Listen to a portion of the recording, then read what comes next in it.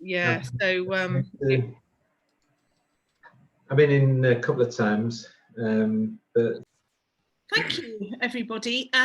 So before we get into the content and I sort of introduce a little bit about my background, in case you think I'm ignoring Mark Lewis, he is going to be doing sort of the techie stuff of kind of orchestrating things in the background for us in the session this evening. So and Mark and I work together in a business I set up about 15 years ago. I'll say a little bit more about that in a moment. We are going to record tonight's session. Is that right, John? We're going to record this one as well. Yeah, it's the previous one. So if you don't want to be seen, we'll probably pause the recordings at some points if we go into breakout rooms. If we go into breakout rooms. But if you don't want to be seen, then basically hide your video. And everybody's got themselves named, so I think everybody knows who everybody is. I guess when I'm referring to Mark, I'm probably sort of talking to you, Mark, Mark Woods, in terms of inviting contribution, and Peter Campbell, Peter Leeson. We'll work that out as we go along. I'm sure. Well, I imagine Peter Campbell would be more of a Peter if he's in Germany. Oh yes. No, not at all. I'm a Peter. I'm a British GP.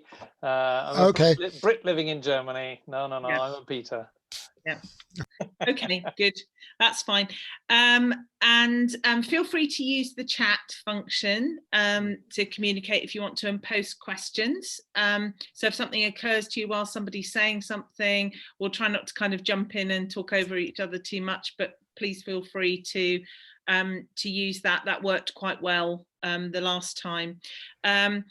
John would really like it if you're happy to share your contact details with others on the group tonight.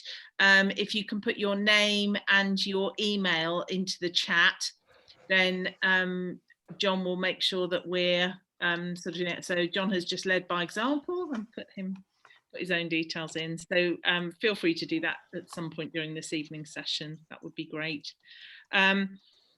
If we go, I don't know what to do about breakout rooms now, because there's kind of 6 other people. So I'm not sure.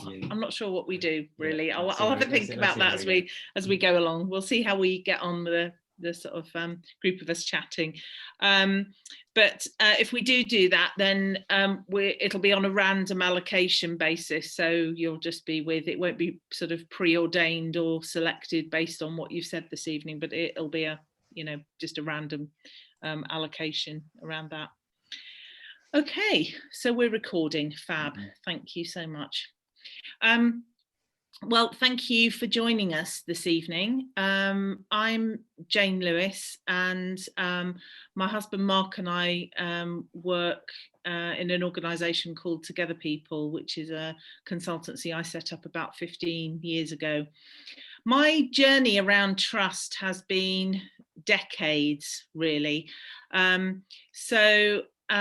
Growing up as a child, it was always a bit of an issue around family life and family situations, and not always the easiest kind of thing to negotiate. And I think I always felt it was a very interpersonal thing. So the trust thing was about me and other people, so my individual relationships. And I guess I sort of had that view very much as sort of into my 20s and starting work. And then when I came to Yorkshire, so you probably tell from my accent, I'm not a northerner by birth. Came to Yorkshire to go to university in the late 80s. And I started work as a graduate for Yorkshire Water. And any of you that know anything about Yorkshire or have lived in Yorkshire over that period will know that Yorkshire Water committed the most heinous crime in the middle of the mid-90s by actually running out of water, which is not what you want from your water company.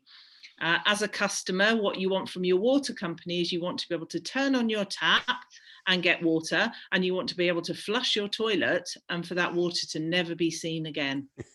So there was an excessive drought, and basically it was a it was a race to avoid running out of water, and Yorkshire Water unfortunately lost. We were a couple of weeks away. It could have been another water company rather than us, but it happened to us. So we were laying pipelines, we were tankering water from one end of the county to the other, but it was a PR disaster. And it left us with a massive trust issue between us and our customers.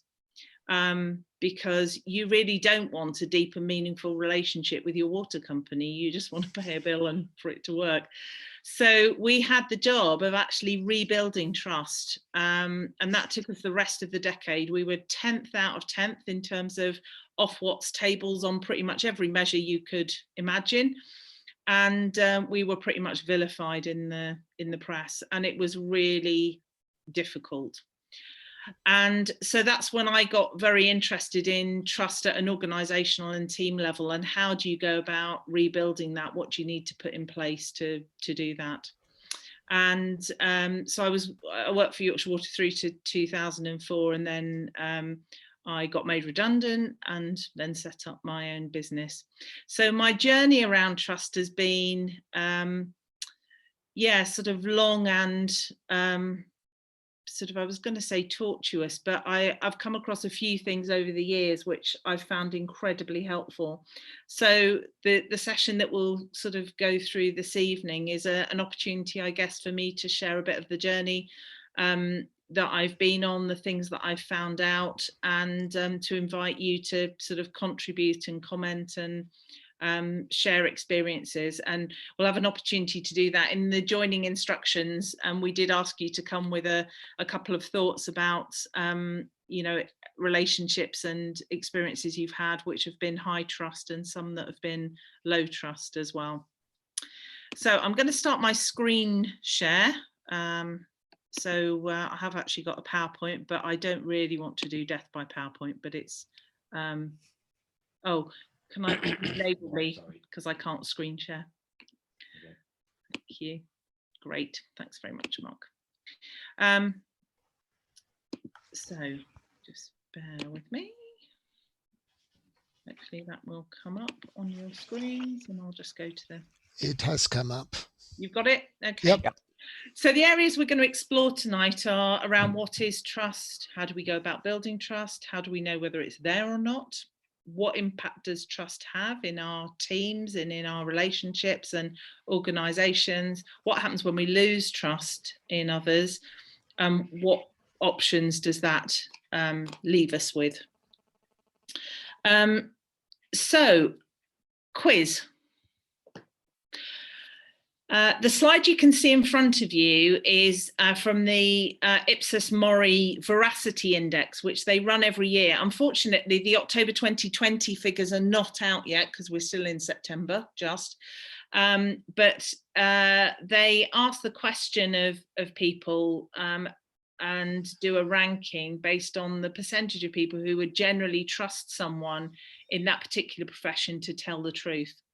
So, open conversation, really. What's your view about where you think those percentages might be based on the roles that are up there? So anybody want to kick us off with a view? I would expect currently government ministers to be at the bottom. Yeah. I think it might be a how low can you go once the October 20 figures are out, Peter. Mm-hmm. Yeah. Any other comments from people? Nurses at the top, or doctors? Mm-hmm. Would others agree with that? Yeah. Yeah. Estate agents pretty low. Mm-hmm. There was a time if you wanted to get a passport, you need to get a professional person to sign your documents for you. And I think the pool of people I would trust for that these days is smaller than it used to be. Interesting. Yeah. You've got estate agents in there, but you don't have second-hand car dealers, which are about at the same level. No, weirdly, do you know what? Ipsos Mori don't tend to focus on second-hand car dealers. Kind of strange, that really, isn't it? But Possibly because they're more trustworthy than the other groups. yeah. Anybody got a view about where ordinary person in the street might be? So where do you think that would be more or less than, say, 50% of people saying they would trust the ordinary person in the street? I was wondering that. I think that's potentially more. More than 50%, Mark? Okay. It's an interesting one, because I imagine the more you know about statistics and so on, the less you trust the ordinary person. So it's a balance there that Yeah. I hate these vox pop on the news, asking people in the street what they think of something. They know nothing about it. I don't care what they think. Exactly, yeah. It's a real challenge, because I would trust all of those. And I tend to be very trusting of other people. And it's only when you really get to scrutinize and when you have something go wrong that you begin to realize that actually there are people out there that aren't like us, people out there that aren't like you. Very easy to get taken in, I think. I mean, some of them are like journalists, for instance. You know, there's a range in that, a degree of variation, isn't there? I mean, if it's Bob Woodward, probably yes. If it's the local Sun reporter, then maybe not, or the National Enquirer or somebody like that. Lancaster found on the moon, all of those types of things. Yeah. So I think with all of them, there's going to be a range. The range is going to be smaller with some than others, I suspect. I mean, Donald Trump has done a tremendous amount to impact on journalists, because I mean this fake news sort of idea that he's come up with has got everybody questioning what is actually truthful and what is actually fact. And I think it's getting more and more difficult with social media to be able to identify the difference between what's fact and what's subjective. Did anybody see Channel 4 News last night? There was a snippet on there with George Alagaya looking at the amount of information. It's like thousands of pieces of information that Google collects on people and Facebook and all the rest of it to be able to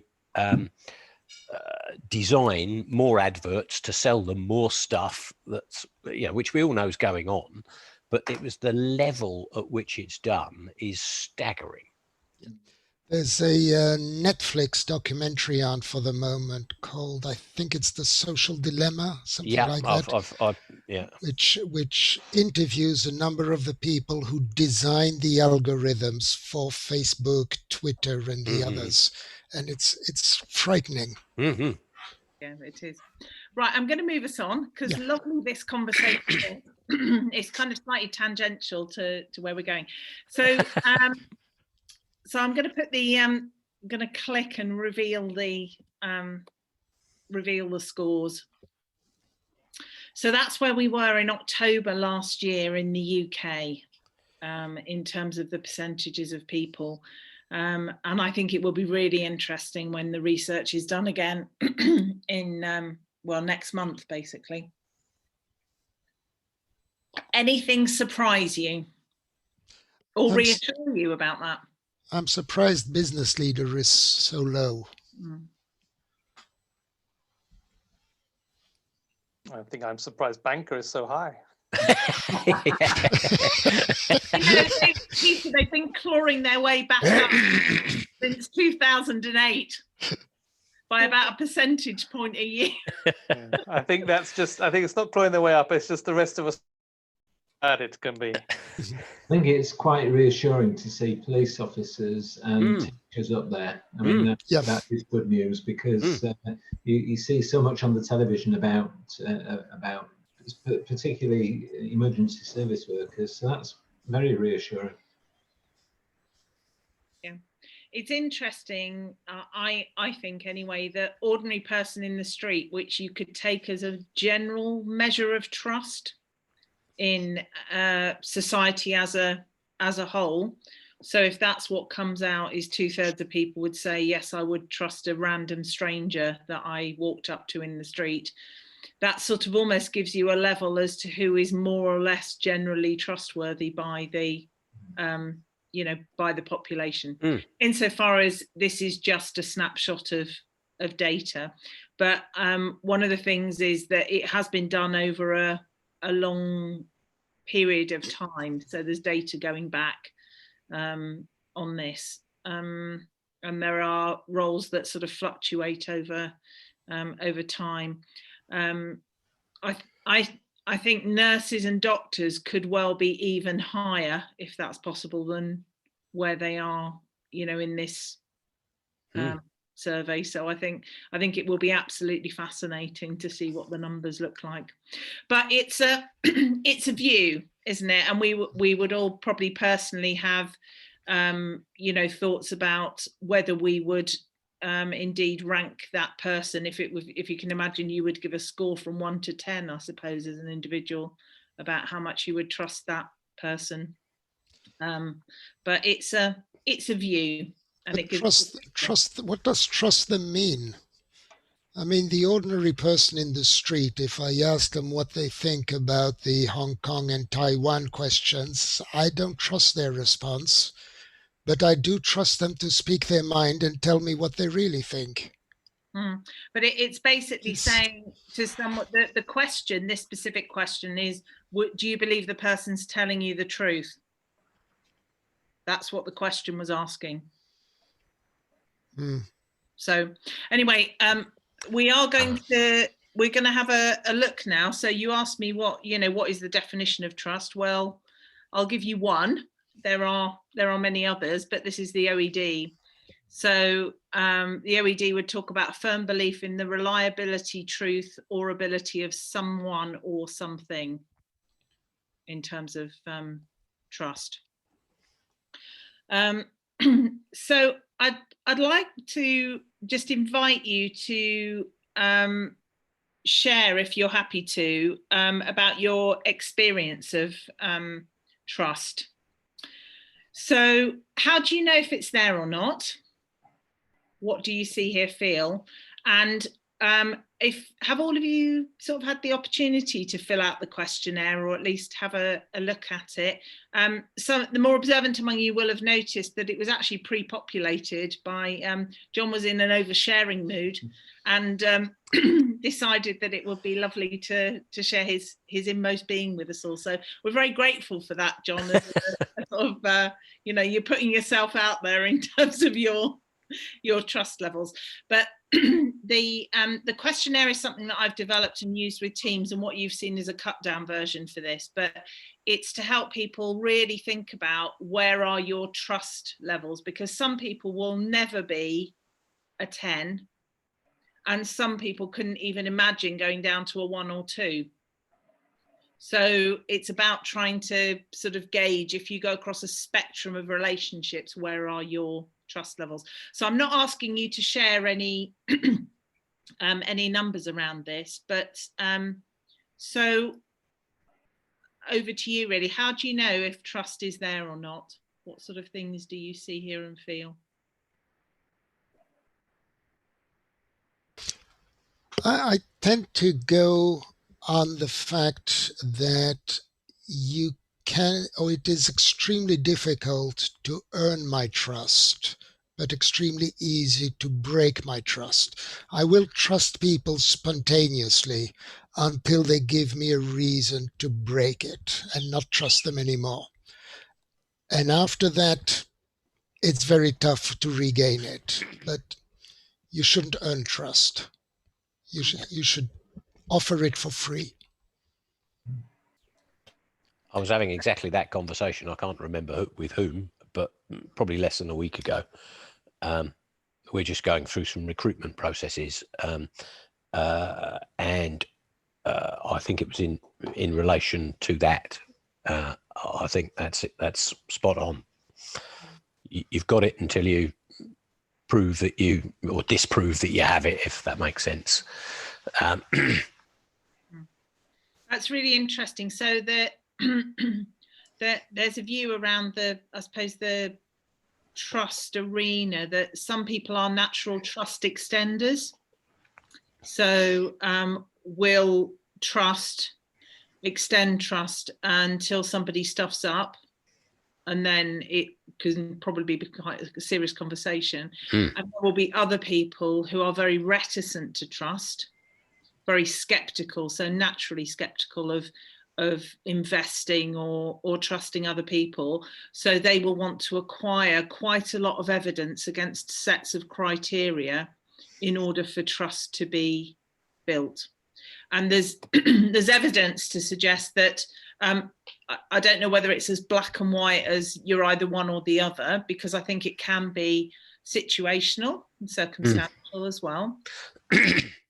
But it's a view that people are broadly in one of those two arenas. Other people want to share? Anne, you've been very quiet. Yeah, trust is a weird one for me, because I think you do have to earn somebody's trust.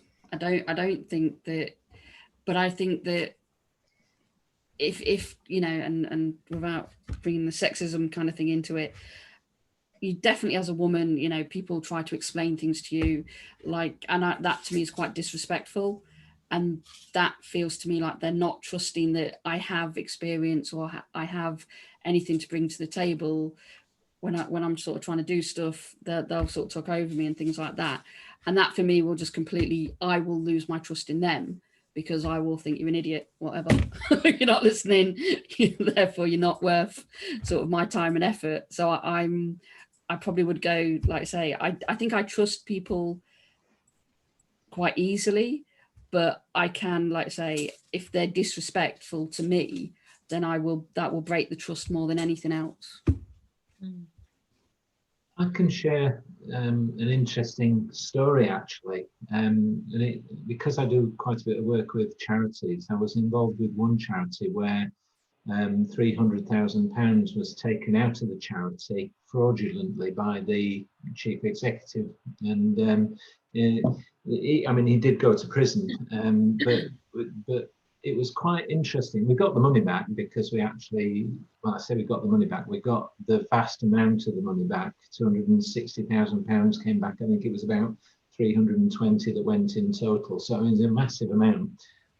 We found it through due diligence, so it wasn't like we weren't doing our job. But what was very interesting was that one of the ladies and the trustees, she had questions about the chief executive officer that nobody else was listening to on the board. The rest of us tended to have this feeling, well, you know, he knows what he's doing. He's doing lots of good work, which he appeared to be doing. But of course, all the time he was siphoning this money away. What was it about that one person that actually told her that there was something that wasn't right? Why did the rest of us not see it? And why did the rest of us actually think that the one person that was seeing it was perhaps just didn't like him? Do you know what I mean? It was really interesting. At what stage as a trustee do you actually suspend trust and say, right, hang on, no, there's something definitely wrong here, we need to look at this? Because there's no doubt if we'd listened to Kim probably 6 to 8 months earlier than we did, when we actually found that there was an issue, we could probably have nipped it in the bud, but we didn't. And wow. And so it was very interesting. I don't want to go through it again. It was a horrendous exercise, and working with the police to get the money back. I think we were very fortunate and very lucky that the police did an absolutely brilliant job But what was surprising was that they were saying to me when, well, to the other trustees as well, that fraud isn't getting the amount of money invested in it in the police service that it actually deserves. There just aren't enough police officers to investigate fraud, and the number of people that are actually getting away with it is really quite frightening. It's certainly changed the way I think about how I listen to other people when there's something that's telling them they're in a self that there's something wrong.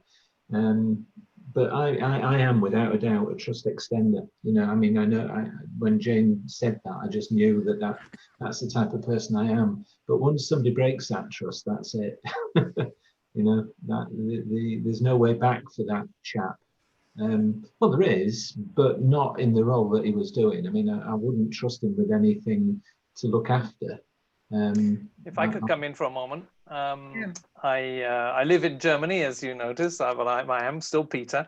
But I live in a society here where there's a famous sort of a proverb. It says, Vertrauen ist gut, trust is good, but control is better. Yeah. And this is something I'm finding is lived out in Germany quite a lot. It is the way people think, and they don't quickly trust. And they are almost automatically, you know, is it true? Critical, checking, which can be quite annoying. And yeah, it can be a big problem actually, because this whole system is built on checks and checking and controls, which leaves everybody not trusting anybody. Yeah, so yeah, I mean, for me personally, I think trust, I guess, without thinking too detailed and haven't thought long about it, but I see trust on two levels. One is your competence. You may think you're competent, but you may not be in whatever technical or whatever field it is. So what's your level of competence and your knowledge of your own competence? And the other would be your personal, you know, personally, you know, you might be a great person, but incompetent. And the other aspect is you are deliberately untrustworthy in terms of, I have another agenda and my agenda has to do with me, not you. And you are there to fulfill my agenda. So thinking about it broadly, those are my two differentiating features of trust. Peter, that is a beautiful segue into my next slide. So thank you so much for that. That's really helpful. Thank you for sharing your experiences. John, is there anything you want to lob into the discussion just before I move us on? No, carry on. I've got something I'll hold on to for later. Okay, thank you very much. So I'm going to go back to the screen sharing again. Let me just take a moment. Here we go. Right. Yeah, thank you for that, and thank you for being willing to sort of share your experiences. So next up then, in terms of what I want to share is the we're going to talk about in a few minutes about high and low trust in our later conversations. But just to kind of summarize what we've been saying really is that it just helps us. The questionnaire, I do a lot of work with different groups of people, and like I say, what you've got is a cut down version, but it is about helping people to reflect on whether they're cautious or risk taking in terms of relationships, relationship building, whether they're a giver or that trust must be earned, or they're skeptical.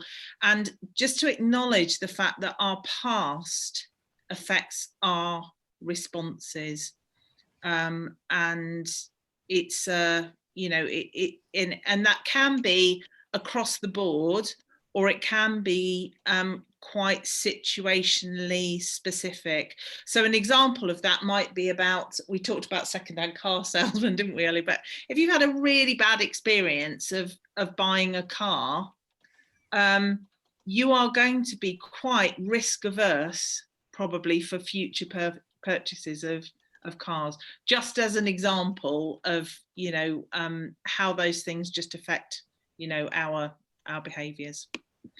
So This is the trust equation. I always have a dilemma about whether whether you build it or whether you just put it up there, but it's there, and we'll talk through it. So it's developed from the trust equation, which is in the Trusted Advisor by Meister, Golford and Green, if you've come across that. But I've sort of been doing a bit of work on this, so there's some other things kind of in the mix really here. So trust is a function of, I should have said actually, I'm a scientist by background, so I do love an equation, so this deeply appeals to my inner core being. So it's a function of rapport, which is my connection with who you are. So whether I feel that we are on the same page around things. So, and we know a lot about, rapport building, don't we, with people, individuals, clients. There's whole sort of sways of work being done around that. Credibility, which is the believability of what you say. So do I think what you're telling me is credible? So we then get into the territory of this links to whether we believe the person is competent. So that whole idea of over-promising and under-delivering. So to use an example, a world-beating test, track and trace system is a statement, isn't it? But it's like credibility. Is that where is the credibility around that? So it depends on who's saying it and whether I perceive that you have a track record and what your background is. There's then dependability, which is reliability of what you do. And generally, this is the territory where we build trust on an ongoing basis. So when we're in sort of early stages of a relationship, somebody new we've brought into the team, I'm going to give you something to do and I'm going to see how well you deliver on that, and then I'll probably give you bigger things to do. So, and if you tell me you're going to get it to be by next Wednesday, let's just see if you can manage to hit that deadline. So it becomes that dependability, the reliability of what you do. And then there's intimacy, which is around the strength and closeness of the relationship. And we'll pick that up again in a minute when we talk about how trust is built in terms of the process. But that starts often before we even begin a relationship with somebody, because it depends who makes the introduction. So whether it is literally a cold contact with somebody in the street, or someone comes to your door, or they're on a phone, or whether you've been introduced to that person by your best friend, or that company's been referred to you by somebody that you know and trust. So that's all the stuff above the line, if you like, the numerators, for those who love maths. And underneath that, the denominator is self-interest. And we talk about this in terms of trust being undermined by people. And that is where we perceive that the person has their own agenda in terms of the relationship. So it could be that something emerges that we weren't aware of, they didn't disclose, it's a hidden agenda. We could discover that their agenda is a million miles away from our agenda. And all of a sudden, the trust is seriously undermined, which is why it's on the bottom, and it's a denominator quite deliberately. The reason that in the trust equation, each of those things are added together rather than multiplied, just trying to preempt that one, is that the absence of any one of those off the top doesn't necessarily mean that trust goes to zero. So if I give you the example of strength and closeness of a relationship, if you take a bus ride or a train ride or a plane ride, I would suggest that it's probably pretty unlikely that you've got a close, intimate relationship with the driver or pilot. You might have, but, probably largely not. But that probably, I would suggest, would not undermine your trust that stepping on that public transport was not a sort of a good thing to do, and that the risk was reasonable, and that you would get to the other place in in a fit state to kind of go to your meeting. I have a question regarding self-interest, because everyone has got self-interest and everyone has got their own agenda. And that's not necessarily negative. For me, it's the alignment of the agenda or the hidden agenda which would be negative. So if you're not aligned with one another, you're trying to do opposite things and knowing about it, or you don't know what the other person is doing and has a hidden agenda, that's where it becomes a negative. But yeah, we could maybe reword it: conflicting self-interest. Yes. Yeah, I think there's a couple of things that go on to sort of undermine trust. So there is the agenda which is hidden, so not disclosed. There's a potentially competing agenda which can undermine trust, which is where your agenda and my agenda are not the same. And there's the flip way of wording it is that trust is generally highest where you believe that the person has got your best interests at heart. So where their agenda is your agenda. And if you think about your relationships, really close relationships, like with parents or children or a spouse or siblings, it's because they love you and they care deeply about what happens to you. So they're not going to do anything which is going to damage you intentionally. So they might have their own agenda around something, but actually their interest and their love and their care and compassion for you will outweigh that agenda. So that's where it gets complicated in the denominator, because it's all of those things.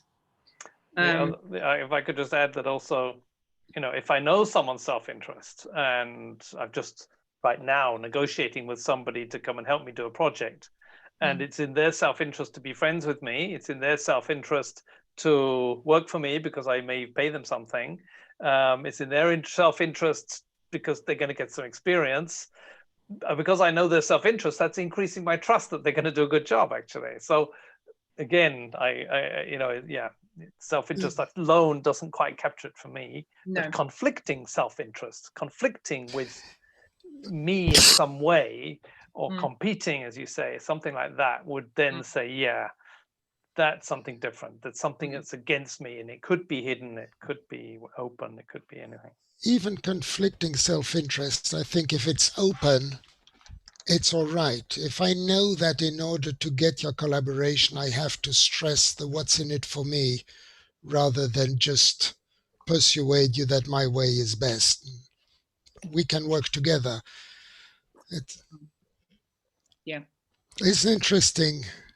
I'm not sure how to resolve it, but it's an interesting debate. And I think that's the thing, is that probably most people would recognize that is the thing that undermines trust. However you define it, there is something about it that is the thing which sort of brings it, can bring relationships sort of crashing down, which is why people get hurt and damaged in relationships and expectations get violated, because I thought we were on one page, or we were on the same page, and actually we're not on the same page around those things. So just wanted to share that with you. I want to move us on to just looking at the process of creating trust. So this has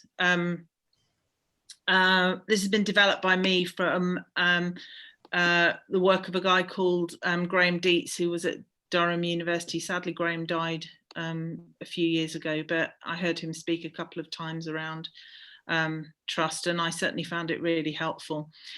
When we're in the process of creating trust, I've already touched on the sort of context or introduction. So whether it's a cold call marketing or whether we've been introduced to somebody by someone else, we have already begun to make a judgment often before that first contact actually happens. And I've still got a handshake on here. I do realise that should be an elbow bump now, and there should be a mask and everything. But it's interesting, isn't it? That whole thing of not being able to see each other's faces, to not be able to have that physical contact, even that real face-to-face connection, is probably doing something to trust in our, in the situation we find ourselves in at the moment. We then go through a testing phase, and I guess that's where aspects of the trust equation come in. So I'm testing out whether you are trustworthy in terms of, do you deliver on time? Do you keep promises that you've made to me? And actually, are you competent? So can I believe what you say? Have you actually got the expertise and capability to deliver what you're telling me that you can actually do? And then we get into a building phase, and this process works on whether it's an individual relationship, whether it's happening in teams, or whether it's happening in contractual terms between organizations as well. So we're no longer kind of going around these tiny mini loops around building trust, but we're getting into a serious place of really building trust. So working much more closely together, and building those things which create a high trust environment.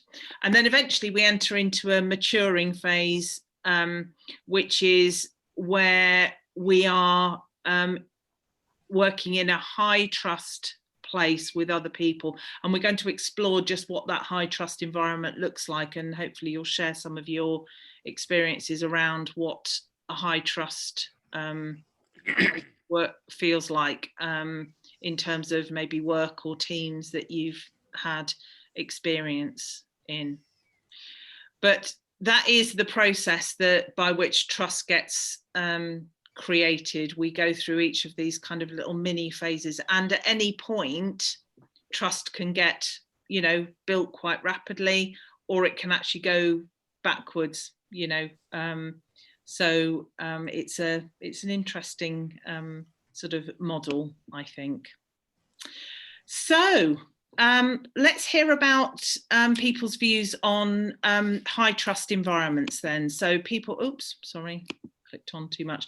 So do people want to share what you would see as the positive things, and what does a high trust environment look like for you? One I can think of is that when you observe toddlers, even before they can speak, they make eye contact with other kids, and inherently they seem to trust them, like them from the outset. They start with a very high budget for all of this. And then at the other end of the scale, we've got business relationships with intellectual property and a lot of money at stake. And we involve lawyers and loads of paperwork, and everything's done on a negotiation basis, where basically one partner is trying to get one over the other. And I can't help thinking they're totally different situations in terms of the first layers and the trust building. Yeah, I think a similar thing to that is, I know two people that have just so one's an MD of a company, and the other is an external investor. He's a business coach, and so he's put some money into the manufacturing company. But I'm just using that as an example. You start the process understanding, or by trying to understand, how the process is going to get picked apart before you even start the process, which on the basis of this conversation seems like a very bizarre thing or very bizarre way to start the process. But let's work out the divorce first, before we even start working together. Yeah, it's an interesting one, because where is the boundary between setting really clear expectations in a relationship about how this is going to work? If I don't articulate my expectations, actually you may well violate them, and you wouldn't know that you've done that. So there's, at what point does that happen? And it's interesting, for toddlers, they're actually incapable of actually talking about their expectations in advance. They'll tell you when it's been violated, because that toy that I was going to play with next, the one that you've just picked up, that was my next play, and now you've stolen it. Not that I ever had it in the first place, but maybe it isn't that different actually to the adult world that we find ourselves in. Maybe we just con ourselves and it's actually all it is just the toddler playground. We just like to dress it up with other rules. I don't know. Other people? I think in every business you've come across probably clients who didn't really know what they want, which is the same as the toddler aspect. And it's only when they see what you're delivering that they think, that's not it at all. I want something different. Yeah, okay. So what about high trust then? What does that look like when it's working really well? I think you, so we're a university and we're in the middle of COVID, so we're having all sorts of fun. But like today, so we had a meeting because, we know we will have a case. That's the reality. We know that's going to happen at some point. And actually as a team, there's like 7 or 8 of us, and we've all worked together now for well over 5 years.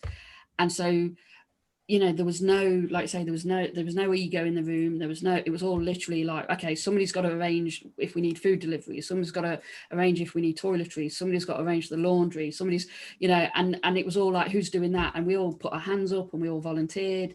And it was, there was no sort of like, well, I'm not doing that. That's nothing to do with me. It was all, everyone, what do we need to do to make sure that when this happens, we know we've got a plan, it's documented, we've sorted it, we can go straight into that process without there having to be a panic. And I think that is from years of working together, years of situations that we've just had to react to, and we've just therefore built that sort of process with each other. And we kind of knew the strengths in the room as well. We knew who were the right people to do stuff.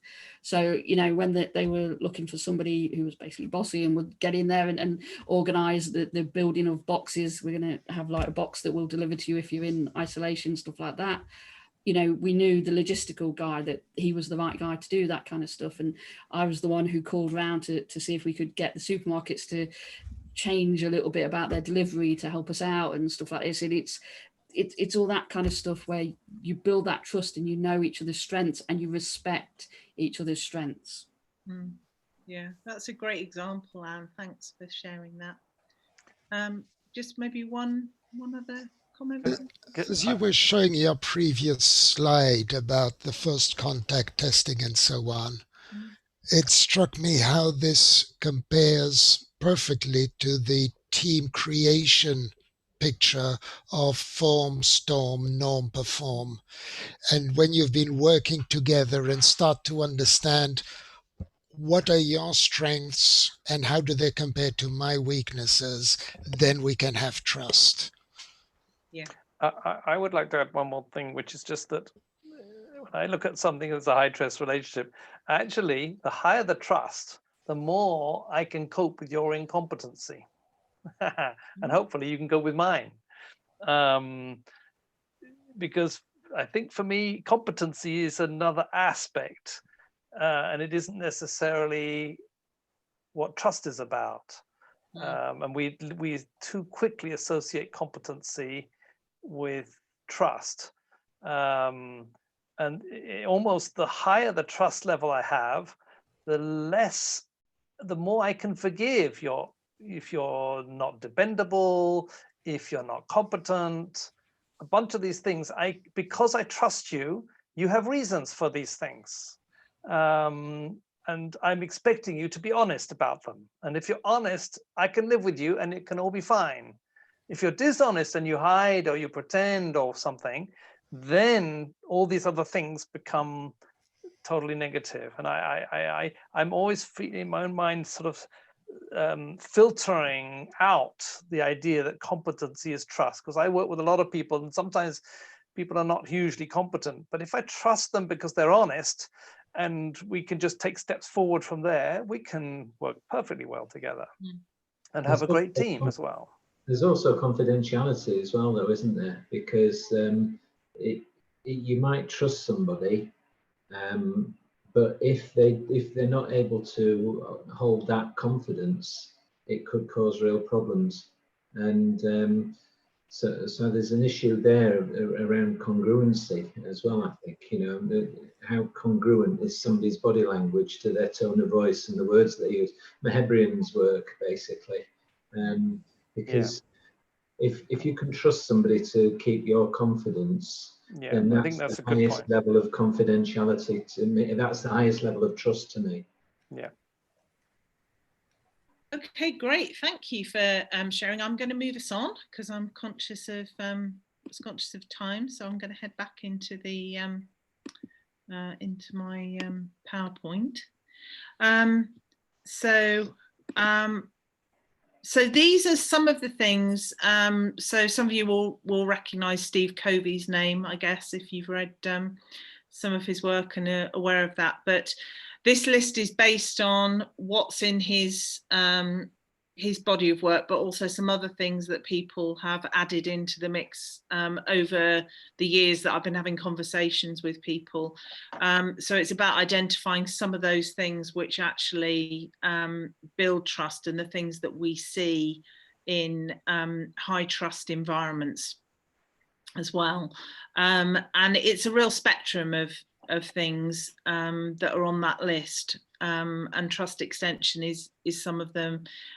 Listening is in there, and there is something quite important about I think making the undiscussable discussable. So just going back to Alan's story about the charity, it's like, where and how do you have those difficult conversations? If you've got something that you think needs surfacing, how do you go about doing that in a way that engages other people? Okay, I'm going to move us on, but those are just some of the things which have come out. We've talked a little bit about low trust environments, so shared some stories around low trust. Is there anything else that anybody particularly wants to mention around low trust? So examples or particular things that you really think are key in low trust environment? I don't remember where I read this ages ago, but it stuck with me. Do you think that Einstein would ever have come up with everything if he had his manager staring over his shoulder, checking what he did minute by minute? Yeah, it's an interesting one, isn't it? About whether creativity can ever happen in low trust environments. Yeah. I'm gonna sort of click on, because I'd be interested to know whether these resonate with people, I guess, in terms of the sort of factors that inhibit trust. And I guess this is one of the areas where there's a lot of overlap with Deming's view of how organisations, healthy organisations would run and work. So, it's about the long-term commitment, and it's not about not having blame and all of those sorts of things. And this list is kind of almost the antithesis of, sort of Deming's view on what healthy and good functioning organisations look like. Mark, were you going to come in? You look like you were going to say something. I was just kind of thinking about what attitude to risk meant.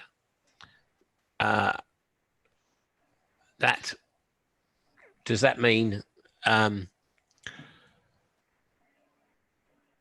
So I think it can mean what I mean by it, because it's on the slide here, is so two things. One is if you're in a completely risk-averse environment, nothing can happen and nothing can move forward, and you don't have any freedom to be able to make mistakes and to be able to take a risk. I think also the opposite can be true. People have a high risk appetite. That makes it very difficult for me to trust you, because I have no idea where you're going to go next and what mess I'm going to end up picking up after you because of your poor risk choices.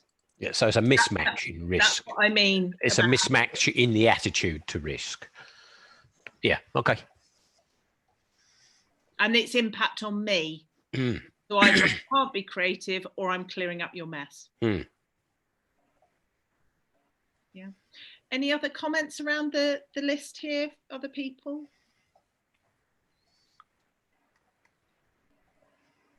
Well, one of the things which I just wanted to mention is there's been, I first did a mobile working pilot with Yorkshire Water 25 years ago. We were the first team in the company to actually get laptops and to be encouraged to work from home. With a view to sort of rolling that out across the business. And one of the biggest things that I've heard, I suppose, over the last 2 decades about encouraging people to work from home is that it's the last bullet point really, is that, well, we think, well, people only do what they can get away with. So basically, if you let them work from home, they're going to be doing anything but the work that we're actually paying them to do. They'll be watching Netflix all day, and they'll be, you know, you can't possibly trust people, because if you can't see them, you can't trust them. And one of the interesting things, of course, is that COVID has forced loads of companies into exactly that situation. And guess what? They've discovered that people can be trusted to do their work unsupervised and at a distance. So it's a really, that whole dynamic is a sort of game changer, I think, in terms of trust in organisations and employer-employee relations. I think that's kind of McGregor X and Y stuff, isn't it? But didn't I read some? I think I read something about people are putting more in that have been allowed to kind of work from home, and I can't remember where. Yeah, higher productivity. Anne, I'm just going to ask if there's anything that you would recognise. I think you're working in a lovely high trust environment, it sounds like, with your team, but is there anything here that you would resonate with? With the team, with some of the team, yes, definitely. But definitely, I mean, like I say, I'm amazed how often we build the enemy. So academics and professional services within a university environment is very much, you know, them and us. And I keep pointing out to people that makes it actually quite hard to work with people, because you've already set up the confrontation before you've even really started the conversations. So I think things like that, like the blaming others, you know, it's just inherent. As soon as you talk about trying to do something, that both sides will kind of go, well, the other side will never do that. And you're kind of like, one, that shouldn't be an acceptable answer for anybody. But two, if we don't break that down, we're always going to have this trust issue, because when you try and work with them, there's just an inherent distrust that you know, why are you trying to get me to do what you want me to do? Surely that's just something professional services need to do, or that's something the academics need to do. And that's what I mean. I've never worked, this is my first job sort of in this sort of sector. And I just can't believe that there isn't one purpose and one unity to just basically, essentially, we're trying to educate the next generation, aren't we? But instead it's them and us. It's a very strange environment to be in. Yeah, that's a really good example, I think. I was talking earlier about rebuilding the trust, the Yorkshire Water, and one of the things we had to do quite a lot of work internally, because you can imagine the blame game was huge. You know, whose fault was it? We actually ran out of water. And so there was a massive exercise to do a strategic review and re-engineer the company to go to 2 processes, one to treat clean water and one to treat dirty water, and everything else stacked up against that. So that core purpose was about being reshaped. But one of the things that I was heavily involved in was a strategic review, and we took 5% diagonal slice of the organisation, and I had to fight really hard with the directors and the particularly the HR director, to allow the unions to be engaged in that process. There was a view that we need to keep the union reps out, because if you let them in the room, they're just going to derail the process, and you need to stop that happening. We might as well not bother. And do you know, it was amazing, because everything that was then redesigned, and guess what, the people at the front line actually knew where all the issues were. Shock, horror, who knew? You know, like, it's like the not listening to Deming thing, isn't it? It's like, oh my goodness. But it is about breaking those barriers, and the fact that those people cannot be trusted. You need to get them away from it, and we will sort the problem out. So I think it's a, you know, organizational thing. It's a real challenge, isn't it, in terms of building trust. inside a business and outside, really. A few years ago, I was asked to do a root cause analysis on a software company which had extremely acrimonious relationships with their biggest customer. And it was really getting very bad. I went around and I interviewed people on the software team. I interviewed the customer representatives, the senior management. I spoke to all kinds of people and wrote up a report, which was probably 50 pages long, listing the things that had gone wrong and what we could do in order to avoid this going wrong again. The customer said that they liked the report, had complete trust and faith in me because it was evenly balanced. The development team that was working with this customer said, that is correct, it's evenly balanced, both sides have made mistakes, and that's fine. The management got extremely upset at me, to say the least, because I had not shown that all the faults were on the other side. Yeah. Okay, and on that bombshell, I think we'll move us on. It's about the same thing, isn't it? And it's about the taking responsibility and all of those sorts of things. So I'm hoping that Peter will be quite excited about this because there's a competency circle on here. So I do quite a lot of training and development with organisations, and I use what I call the 3 C's, which is something I've developed in terms of working with organisations, often usually primarily in leadership in terms of people developing around these things. But there is a link, I feel, to trust around this. So Mark is going to give you a little poll now of 2 questions. Do I need to stop sharing, or will it appear over the top of the? Yeah. So you've got 2 quick questions. If you've not done a poll on Zoom before, then hopefully it'll be self-explanatory. Do I need? Maybe I do need to stop sharing. Do I? Can everybody see it? No, I can't see it. Okay. I can see it. Yeah, I can see you? Maybe it's just me then. Yeah. So the 3 things that we're asking you out in the poll are competency, which is your ability to do the role, your skill and expertise. Capacity, which is your bandwidth to be able to undertake the task. So that could be physical, mental, emotional bandwidth.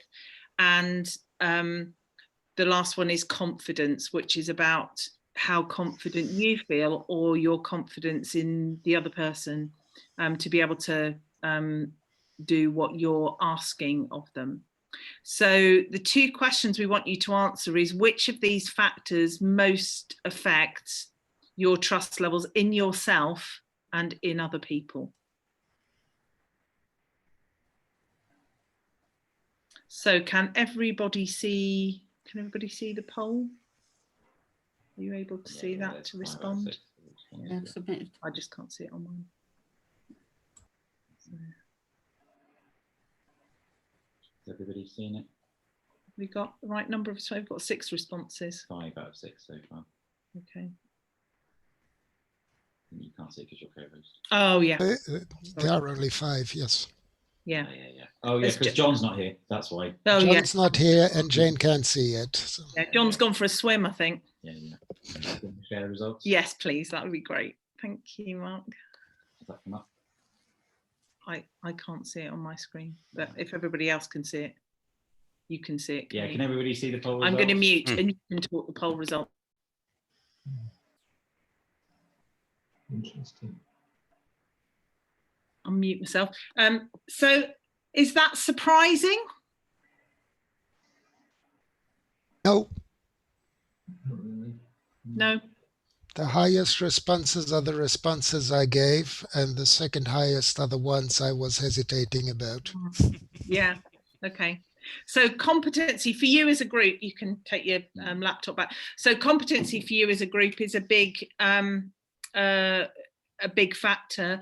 That's not always the case when we do the poll. So sometimes confidence plays out very strongly around people's personal sort of trust in themselves. So sometimes, you know, we'll get people responding and saying, actually, if I find it, you know, quite hard in situations to be confident in myself, so to trust myself to do something, whereas competency generally tends to be the biggest factor in terms of trust with other people. So I'm sort of experimenting. You're sort of like guinea pigs a little bit this evening, because I'm trying to work out what the connections may be between that development work that I do with managers and teams around these 3 C's, and how that links across and impacts trust, and whether there is a, you know, a connection between those things. I mentioned earlier on that the trust questionnaire that you saw just asked you about your scores. When I'm doing this with a team of people who work together, there's another column where we ask people to look at the reciprocity of the relationship, so looking at it from the other side in terms of their sort of view of you, and then there's a conversation then to be had between individuals and between teams about where the trust levels are from both sides. Could I just add a comment here? Yeah. I didn't. Okay, I struggled with this little poll. I did it quickly, but I struggled with it because I felt, well, actually, all 3 are important. I wasn't sure I'd understood what you meant by confidence. The first one was my confidence in myself, and the second one was my confidence in them. Yes. So it's not, because the poll said their confidence, but it should be my confidence in them. Yeah, sorry. Yeah. Oh, that was the wording. Yeah. And I had gone for that one with the second one, but my issue is a bit, they all go together, and how can you say one is over another? They've got to be competent. They've got to have the capacity. If they haven't got the capacity, even if they're competent, well, they can't do the job. Yeah, my confidence in them comes out of those 2 things in a sense. But for me, what was missing a bit was my trust, or my trust in their honesty, their honesty towards me. For me, that should have been there somehow. Okay, and that's obviously really important for you, Peter, about well, for me, confidence comes out of their capacity and competence. So for me, that's a false question in a way. I didn't get it in a way. Okay, thank you for that feedback. That's helpful. I think. Anyway, yeah. To use an example, I remember wandering around Milan airport with my then sister-in-law, who Milan airport had just been rebuilt. We landed at a place in Milan. She's Spanish, so she knew the airport. According to her, she was very, very confident that she knew the airport. We come into a terminal that kind of wasn't there a few months ago. She hadn't been to that terminal before, and it was huge. And I remember we left my in-laws at a place, and I remember getting to a place probably 15 minutes in and thinking, I can get back to where we were, running around this airport trying to find our way out of it and trying to find a way to her apartment. If I leave it any longer than this, I will not be able to do that. And I specifically said to her, can you find your way back from where we are? And she said, yeah, no problem at all. So I carried on thinking, well, I'm now in her hands. And that, for me, crystallized the difference between she was very, very confident that she could find her way back. 3 hours later, we actually found our way back, and that crystallized the difference for me in confidence and competence. And since then, I've been very clear about trying to understand the difference between the two, because that made me very, very angry, and it made my reasonably elderly in-laws very, very frightened. It's interesting, because I was thinking on this poll that I would like the 3rd question. In other words, what do I do to inspire others to have trust in me? Yeah. And there I would have said it's my appearance of confidence, which is what you were just talking about, because your sister-in-law was very confident, and therefore you trusted her. And yeah. And actually, if we were doing, this is a seriously cut down version, this hour and a half, because I do whole day sessions with teams.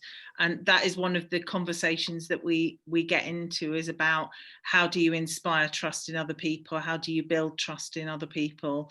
And when is confidence overconfidence? So it's tips over into arrogance, because actually, it's not a, in and of itself, it's not enough. So how do the other things sort of play together? But I am going to move us on, so I'm sorry, because it is really helpful feedback. So thank you so much for for sharing that. That is really that's really helpful. But there's a couple more things that I want to go on to. Sorry, that was the instruction slide, but we were struggling to see the poll. So I want to get into just breakdown of trust very briefly. So if it's never occurred to you before, when we talk about breakdown of trust in relationships, all of the language is mechanical, and most of it is to do with cars and vehicles. So if you'd never sort of realised that, but this is mine. This is something that I've developed really in terms of, I can't remember how many years ago it was where it kind of just struck me. But so we talk about a breakdown of trust, and we talk about relationships being damaged or wrecked or written off. So that is the language that we have around trust. And we can have a debate about whether this is the right language and whether we've got too narrow a vocabulary around it. But that is essentially where we are at the moment in British culture. This is how we talk about it.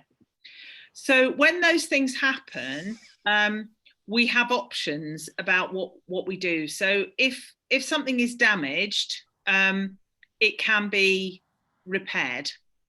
And we can take some action to actually do something about that. If we've got a small crack on the windscreen, if we choose to repair it and repair it quickly, the chances are it won't get any worse and it won't cause any further problems.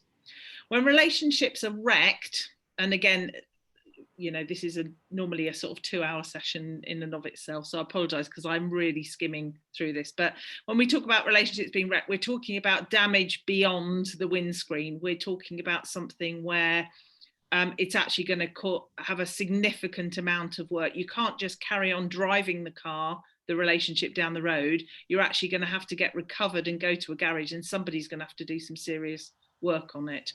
So and we also talk about relationships being written off.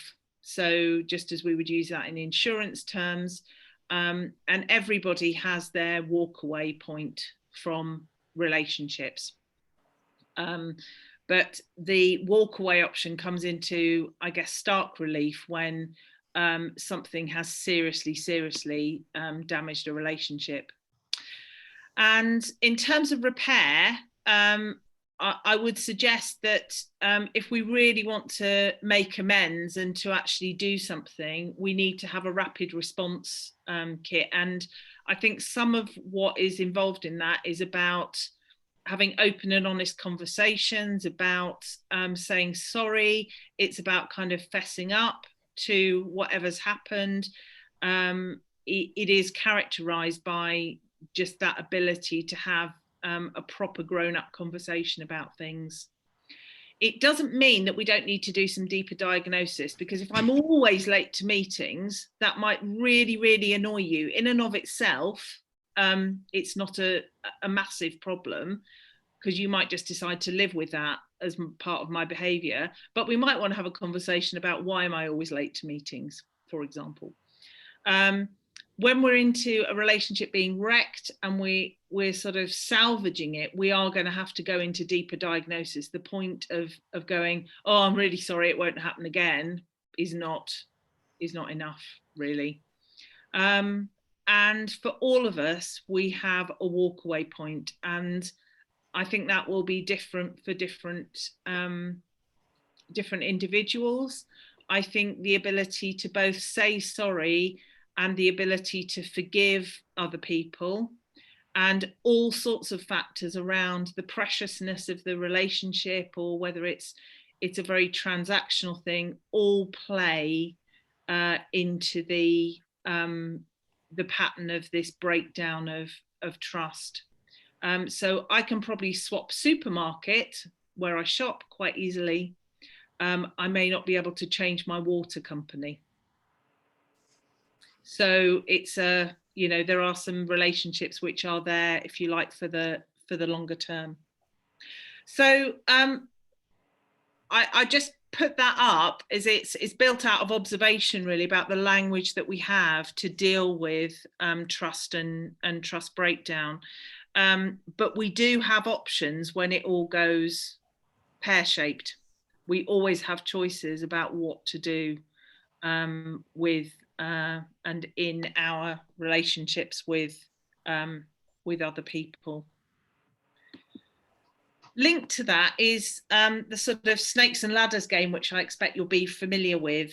And I think trust is a bit like this. We can have situations as we go through life where something happens and we find that suddenly a relationship, business relationship, personal relationship, just kind of escalates. It seems to, something happens and we have this massive sort of acceleration and building of trust. But equally, something else can happen and we find ourselves sliding down a snake and wondering exactly what happened and where did it all go wrong. And some of that, I think, is around people surprise us sometimes and we discover something which is just hugely positive in our relationships that build that trust really rapidly. And sometimes people do something which is just so left field that it makes us call into question how well we ever knew them in the first place, really. So I just invite comments really in the last couple of minutes about either the that sort of very mechanical language that we have around breakdown of trust, or whether people would resonate or maybe not with the snakes and ladders analogy around trust and relationships. I think, being a mechanical engineer, the language is absolutely correct. Mark, you're so predictable. I'm really surprised at that and quite shocked in terms of I've done quite a lot of being a mechanical engineer. I'm highly task focused and I've done quite a lot of work on trying to kind of resurrect the people bit with a lot of kind of NLP and stuff like that. And I'm really surprised that that's not more kind of people focused. But that is the language, isn't it, we talk about. And one of the comments in the previous session was we probably need to find a richer vocabulary. The vocabulary here bothers me because this is related to mechanical engineering, as you say, which is complicated. While people are complex, they're not complicated. There's a lot more. It's a lot more difficult to fix a person than it is to fix whatever car you want, or whatever piece of mechanics you want. Yeah, and I think one of the interesting things for me about it is that these things are, the breakdown of trust always forces personal reflection. So it is about the relationship, but it's about that, how did this happen and what did I sort of contribute? So we were asking the question earlier on about how can I build more trust in situations, but also being honest with myself about what did I contribute to the breakdown of that relationship. I'm also a little bit concerned with your choice of pictures, where it appears you want to fix a broken windscreen with a spanner. I wonder that. Oh, you're just being too literal. It's a choice, but my response to that would be you've got to make sure you pick the right tool, Peter. So well done. Any other thoughts or comments? What we were going to do is sort of we said we would run until 8 o'clock, but we're more than happy to leave the room open for another 15 minutes if there's things that people want to explore, because I'm very conscious this is a massive subject, or whether there are other questions that people have got, other comments. But if you do need to leave, then because you've got a, you know, somewhere you need to be, it's almost, I think it is 8 o'clock, isn't it? So I will kind of formally finish the conversation. Now we're in terms of people being here, but Mark's going to turn the recording off in a minute or two. But thank you so much for joining us this evening and being part of the discussion and conversation. And you've got my contact details, I think. So if there's anything you want to follow up from tonight, then please do get in touch with us. But thank you for your honesty and for your contributions tonight. It's been really good to see you all. And I think I'll probably stop screen sharing. I think I've been through all the slides. Oh yeah. So the last question was really about what your snakes and ladders are and what would make you walk away. But you might want to share those after Mark's turned the recording off. That might be a little bit too personal for some of you mechanical engineers to get all touchy about stuff and start oversharing. And then my question really, which is linked to your questionnaire, is what might you want to do differently and where might you want to build more trust, because we can all influence, I think, the trust levels, and goodness, our society needs more trust, doesn't it, at the moment? I think anything we can contribute on a personal or on a group or organisational level would be brilliant, given where we are. So thank you, Jane. That was very interesting and useful, but I'm going to leave you now. Yeah, that's okay, Peter. Thank you for joining us. Yeah.